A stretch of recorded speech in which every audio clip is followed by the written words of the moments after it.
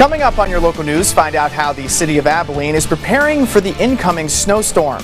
Plus, people around the Keys City picking up things that they need for their families. And speaking of snowstorm, we've got that coming up heading into tonight and tomorrow. What does that mean for you here in the Big Country? I'll look at that forecast here in a few minutes. Abilene's local news starts right now. Live from Abilene's first news station, Big Country Proud. This is KRBC, Abilene's local news weekend. Good evening. Thanks for tuning in to KRBC News at 6. I'm Dan Booth. Our top story tonight, it's not every day Abilene, the Big Country, and even the state of Texas experiences a snowstorm like the one that's coming our way. And because of that, I think it might be a good idea to get to the first check of the forecast. Dylan, with all this crazy weather we've got going on, what can we expect for the rest of the weekend and the upcoming work week? Well, Dan, I hate to say it, but it's only going to get a little bit worse before it gets better. And there is a light at the end of this forecast coming up heading into next weekend. But for now, we have whiteout and blizzard-like conditions expected heading into the next 12 to 24 and even 36 hours or so. About 3 to 6 inches of snow expected across a large portion of the Big Country. We're looking at strong winds leading to sub-zero wind chills and just leading to dangerous travel all around. So if you can, try to stay home over the next couple of days at least. Satellite radar showing a relatively quiet day so far across most of the state. We are seeing the clouds moving in from New Mexico. That will also bring with it some of that snow heading into tonight and tomorrow. But for the most part, relatively quiet. We saw a flurry of little areas of freezing rain, sleet, that sort of thing this morning. But since then, it's been a pretty quiet day so far for the Big Country. Either way, it is cloudy, it is gray, and boy howdy is it cold outside. 22 degrees for Abilene as we move ahead into your Saturday and your Sunday. Temperatures are going to continue to stay even colder as we move throughout the day. We'll drop down, start out about 20 degrees, drop down to about 10 or even colder than that by the evening hours. We're looking at sub-zero wind chills tomorrow, which could lead to blowing snow as well. So make sure if you have to go outside, at least try to do it when it's not snowing throughout the day. Otherwise, try to stay home as much as you can. Dan. Thank you, Dylan. The city of Abilene has been preparing for the harsh weather conditions and the possibility of historic cold temperatures. KRBC's Miriam Chamberlain tells us why it might not be the greatest idea to travel over the next few days. A winter storm and snowfall across the Abilene area will lead to extremely dangerous travel conditions. Emergency Management Coordinator Vincent Cantoon advises locals to stay indoors and limit travels to essential needs only for the next couple of days. There's going to be some pretty low visibility, so folks need to get out, make sure that we just slow down, and if we really do need to get out on the roads, that maybe we just take it easy and only travel if it's absolutely necessary. Tanya Brown with the Texas Department of Transportation says that TxDOT will be out treating roads before and during the storm. She requests drivers to be courteous to TxDOT workers who are doing their job trying to keep everybody safe. We can't control the weather, and if the roads get slick, obviously, it puts you in danger if you're out there. The second reason is that we will be using our snow plows to clear the roadways, and so we need to have that room for our guys to be able to work. Keep an eye on road conditions or preferably stay at home altogether. In Abilene, Miriam Chamberlain, KRBC, Abilene's local news. Thank you, Miriam. People across the Keys City are heading to supermarkets to stock up on essential products. We stopped by the United Supermarket on East North 10th Street to find out how the staff and shoppers are reacting to the snowy weather ahead. When the pandemic first hit, and it was the same thing, no carts up front, no bread left. Milk, eggs, bread, firewood, and other hot ticket items are flying off the shelves at United Supermarkets as people in the Keys City prepare for a winter snowstorm, the likes of which they're not used to seeing. Every day this week so far, it's been the bread aisles look like this. The guy comes in and 30 minutes later you can't tell that he stocked anything. Tim Farah has been the store director of the United Supermarkets on East North 10th Street for the past 18 years, and to keep up with the increase in foot traffic, this week he's had to make some adjustments to his staff. We're adding extra staffing in the stores to kind of help, keep all the check stands flowing and keep all the team members in place to get the guests in and out as quickly as we can. It really wasn't bad at all. The checkers are so fast and the lines weren't that bad. I was wondering when I came in because there were no baskets. Cheryl Jones is a teacher in Abilene, and she told me she did her important shopping earlier in the week, but there was one item she forgot that she couldn't live without. I needed my Diet Dr. Pepper because I'm going to go lock myself in my house, start a fire, and grade papers. Despite the increase in customers as people pick up what they need for their families, United Supermarkets does not plan on changing its hours. The Senate voted to acquit former President Trump of inciting the January 6th insurrection at the Capitol in his second impeachment trial. KRBC's Rashad Hudson has the latest from Washington. It is therefore ordered and adjudged that the said Donald John Trump be, and he is hereby acquitted of the charge in said article. It was no surprise, but former President Donald Trump's second impeachment trial ended like the first one. The Senate voted to acquit the former president of inciting the January 6th insurrection at the U.S. Capitol. Impeachment managers and attorneys for Trump made their closing arguments Saturday afternoon. The events of January 6th can never happen again in this country. Rhode Island Congressman David Cicilline urged senators to convict and disqualify the former president from ever running for office again. Lead impeachment manager and Maryland Congressman Jamie Raskin said that Trump incited and encouraged those who stormed the Capitol and failed to take action to protect lawmakers and his own vice president. If that's not a high crime and misdemeanor against the Republic in the United States of America, then nothing is. Attorneys defending former President Trump said House managers failed to prove that Trump encouraged the violence at the Capitol. Mr. Trump is innocent of the charges against him. And Michael Vanderveen maintained that impeaching a former president is unconstitutional. It is an unprecedented action with the potential to do grave and lasting damage to both the presidency and the separation of powers. Thank you, Rashad. Now that the former president has been acquitted, this opens up the door for him to run for office again. We come back to the Keys City, where the Abilene-Taylor County Public Health District is reporting 7 new COVID-19 related deaths today. The 7 deaths reported include 4 men in their 80s, a woman in her 70s, a woman in her 60s, and a woman in her 20s.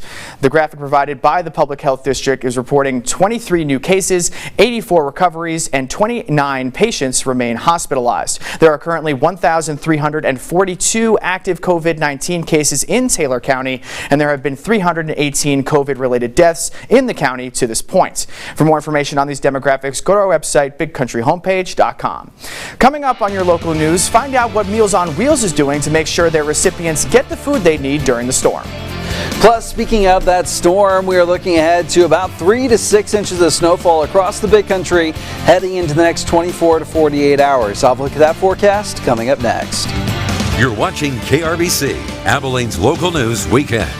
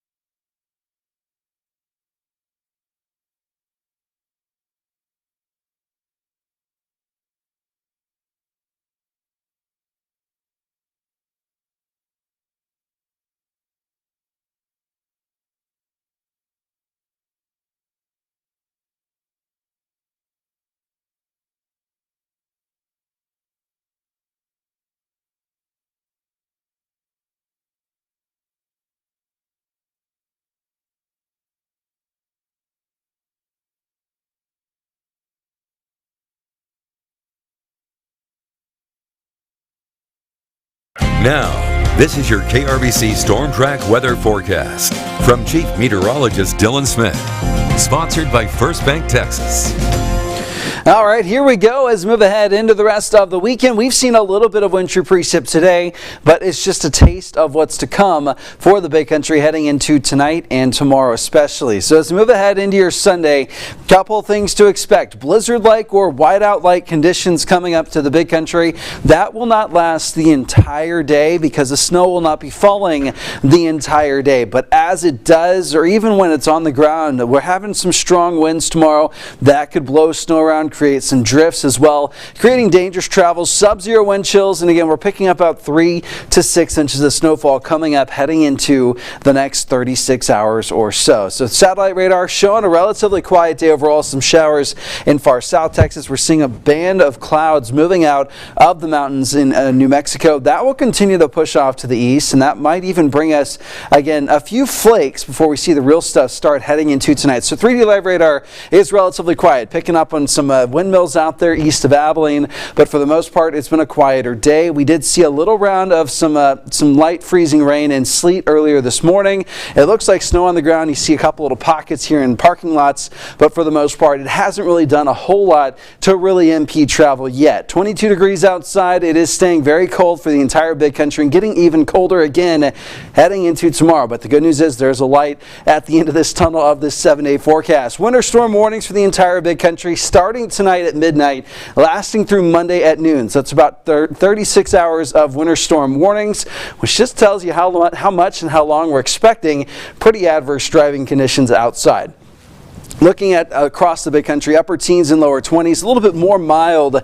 I say mild, it's just a little bit less cold for you guys down in the heartland. 27 for you guys, the rest of us staying in those low to mid 20s. It has been a frigid day today, and look at these temperatures heading into your Sunday morning. Starting out closer to 10 or single digits for some, it'll be a very cold start to the day for what will be an even colder day for a lot of us heading into the afternoon and evening hours. The really cold air is starting to settle in by tomorrow afternoon and evening.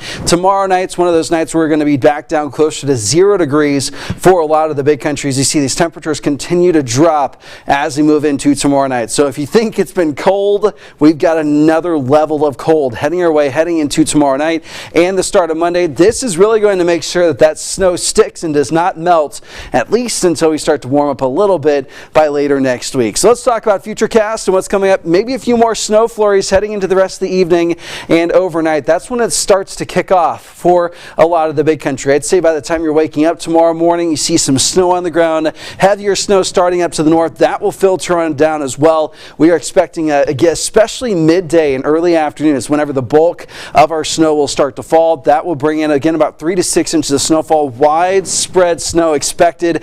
The good news about this, I mean, it's hardly good news, but we're not expecting the wintry mix, at least not for most of the day tomorrow, which means it will likely just be snow that starts to fall tomorrow instead of ice and then snow. So that will be, I say, a very good thing for the most part. As we move into the rest of the afternoon, evening hours tomorrow, the snow will start to fade out and move out of the area. And by Monday, believe it or not, we could even see the sun come back to the Big Country. That'll help us warm us up a little bit, but clear skies will spell even colder temperatures by Monday night for at least early Monday night and heading into Tuesday morning. So that will be the coldest will be for the next 5 to 7 days. One of the model runs we have showing about 3 to 6 inches of snowfall. It has a little bit of higher totals for our northeastern counties, but 3 to 6 is about what I'm expecting. Another model run showing still about the same, 3 to 6 inches of snowfall, a little bit less for most everybody. So that will be something we're keeping an eye on as well as temperatures continue to stay very, very cold for the Big Country. Dan. Thank you, Dylan. Coming up on your local news, Meals on Wheels preparing emergency meals for its recipients to make sure they stay fed during these snowy conditions.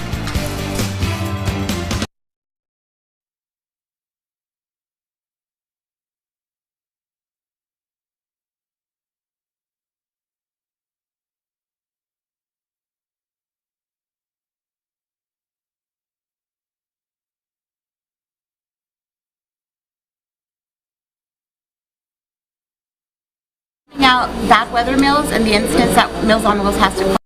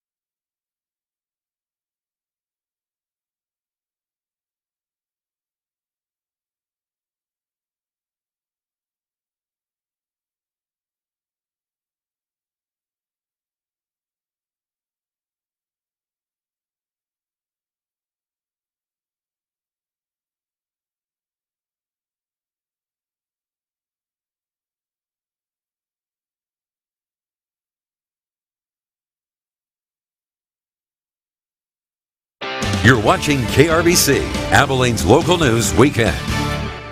Meals on Wheels is also preparing for the inclement weather. They took the time to pack emergency meals just in case they won't be able to deliver on Monday. Meals on Wheels largely operates on volunteers, and they encourage their volunteers to stay safe on Monday. There are roughly 1,400 meal recipients on Fridays, so that means 1,400 extra emergency meals went out. Today we're sending out bad weather meals. In the instance that Meals on Wheels has to close, we want to make sure that our meal recipients are still covered on a day that they may have to find something to eat on their own. Meals on Wheels planning ahead because Dillon's forecast is for several inches of snow and sub-freezing temperatures on Monday.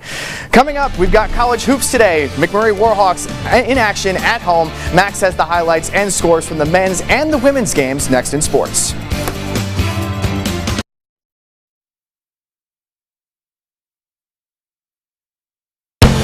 This is BigCountryHomepage.com Sports with Max Preston.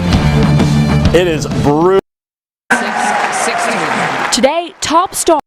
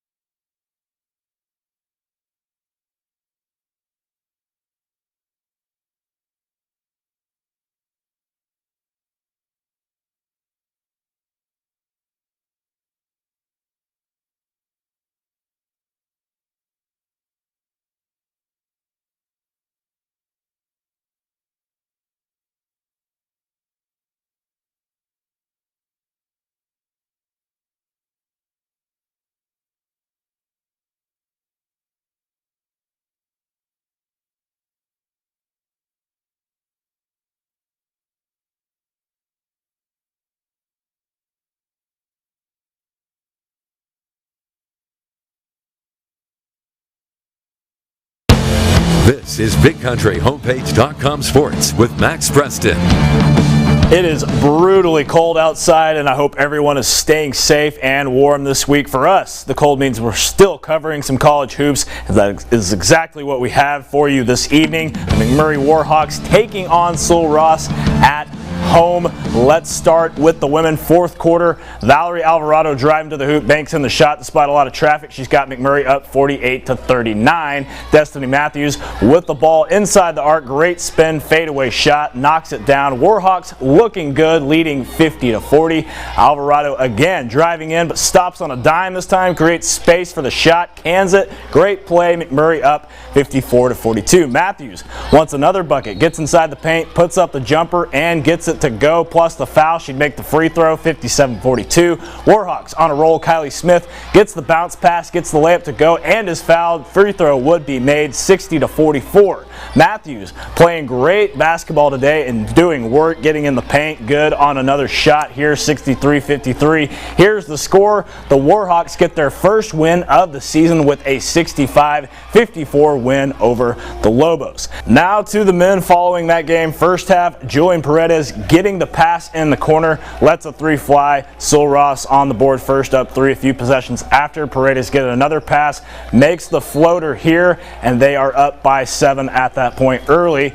Now McMurray trying to take the ball up the court, And he's going to be stolen, though, by Griffin here with the quick hands, getting a steal and an easy layup. Still Ross up by 8. Warhawks looking to get back in it. Remy Minor pushes up the court, nails the jumper, and they're down by 6. Minor on the charge again, dribbles inside below the basket and sets up Michael and Maragbe for the easy bucket. McMurray trails by 4. Minor turning into quite a facilitator. Check this out. Alley-oop pass to Maragbe, slams it with authority. They're only down by 1. But here's the score. McMurray comes up short today, falling 97-92. And the men playing today against ACU men playing against Texas A&M Corpus Christi. Here's the score from that one. The women's game was canceled. We'll have highlights from the men's game tonight at 10. You might also think we're forgetting some college football today, but sadly we are not. Hardin Simmons and Howard Payne had their game postponed due to weather. McMurray was also supposed to play against Texas Lutheran, but that one was postponed as well. All right, that's it for sports. Let's go back to the desk.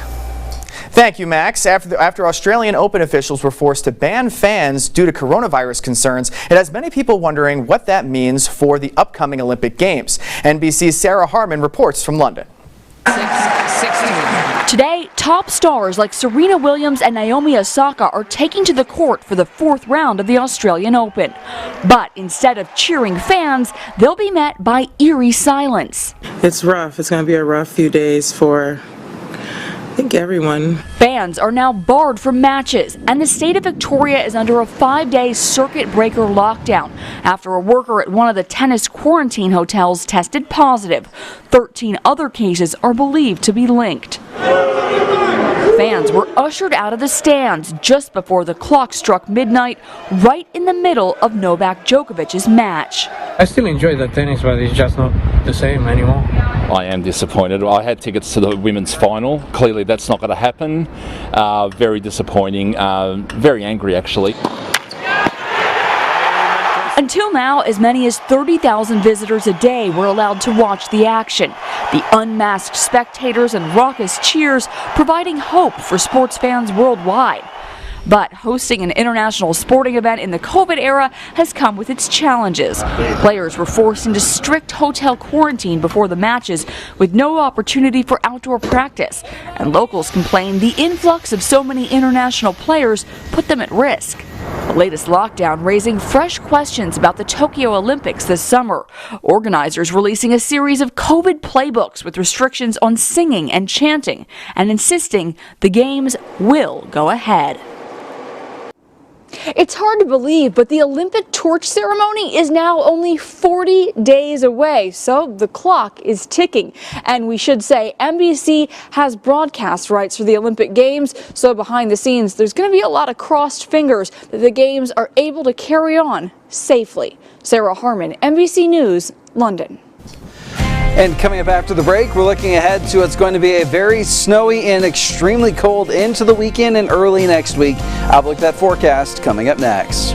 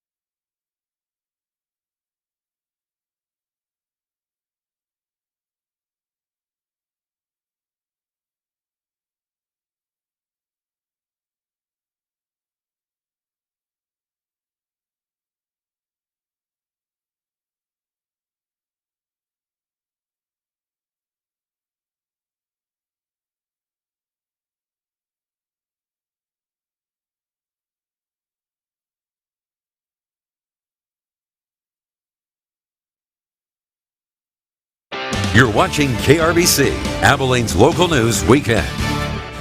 Well, let's move ahead into your Sunday. Expect lots of snowfall, about 3 to 6 inches of snow expected throughout the day on Sunday, starting with later on tonight. Temperatures getting down to about 5 or 6 degrees by tomorrow night. That will continue to drop heading into Monday before we finally clear up a little bit heading into Monday afternoon. Now, temperatures will continue to stay chilly, maybe getting back up above freezing as we move ahead into the end of next week. Dan? Thank you, Dylan. That's your local news at 6. We'll see you back here at 10. Thanks for trusting KRBC. Have a good weekend.